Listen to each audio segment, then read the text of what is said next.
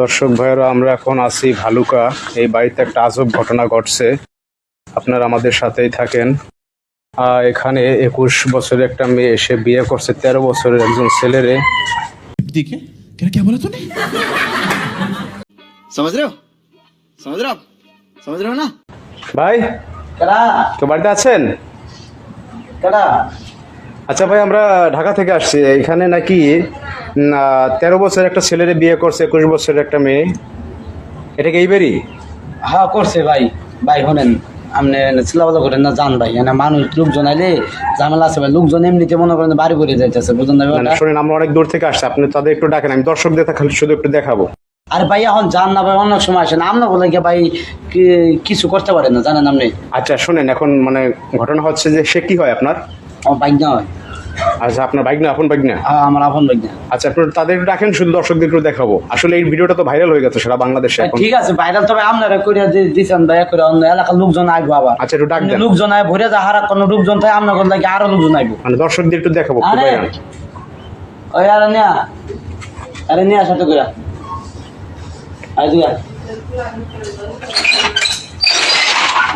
দর্শক ভাইরা, আপনারা আসলে দেখতে পাচ্ছেন এই যে সেই 13 বছরের ছেলে, আর এই যে হচ্ছে 21 বছরের সুন্দরী আপু, তারে হচ্ছে বিয়ে করতে সম্প্রতি।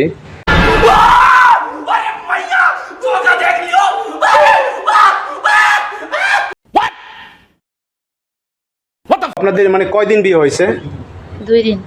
2 দিন। আপনারা কিভাবে বিয়েটা করলেন বা প্রেমটা কিভাবে হলো একটু বলবেন দর্শকদের? আমি ওর বাসায় প্রাইভেট পড়াইতাম ওরে, তো প্রাইভেট পড়ানোর পর ও আমাকে প্রস্তাব দেয়, পরে আমি না করছিলাম। তারপর ও অনেক রিকোয়েস্ট করে, অনেক ইয়ে করছে, মানে অনেক, তারপর আমি রাজি হয়ে গেছি। রাজি হয়ে যাওয়ার পর কয়েক মাস রিলেশন করছি, করার পর এখন ওর তো ফ্যামিলি কেউ মাইনে নেবে না, আমারও ফ্যামিলি কেউ মেনে নেবে না।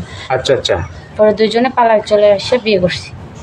আচ্ছা, তো পালাই যে এই যে ভাই, তুমি যে পালাই বিয়ে করছো, তোমার তো বিয়ের বয়স হয় নাই এখন। এইটা মানে তোমার ফ্যামিলি কি জানতে পারছে? হ্যাঁ। এখন তারা কি সিদ্ধান্ত নিয়েছে? তুমি কি মানে এই মেয়ের সাথে সংসার করবা না আবার চলে যাবা তারে রেখে? ওর সাথে সংসার করবো। আচ্ছা, এই যে বিয়ের বুদ্ধি তোমার মাথা ভিতরে আসলো কিভাবে? আসলো এমনি। ভাই অন এটা ব্যাপারটা আপনি কি করবেন, ভূত মাথার মধ্যে যে এগুলার ভূত কেমনে চাপছে আসলে এটা আপনি কেমনে করবেন, বুঝলেন না হিসাবটা? হেরা মনে করেন যে কেমনে কি করছে, সে যদি হেরা লাইন না দিত তাহলে কিন্তু তা তো অবশ্যই, মানে সে হয়তো সারা দেশে বিদায় আবার করছে। হ্যাঁ, হাজারো তার ছাত্র, তাহলে সে তো যে লাইটা না দিত তাহলে পাইতো না। ওরা ভালো লাগছে মনে হয়, হ্যাঁ একটু লাইট দিছে হয়ে গেছে আর কি, বুঝলেন না ব্যাপারটা ভাই?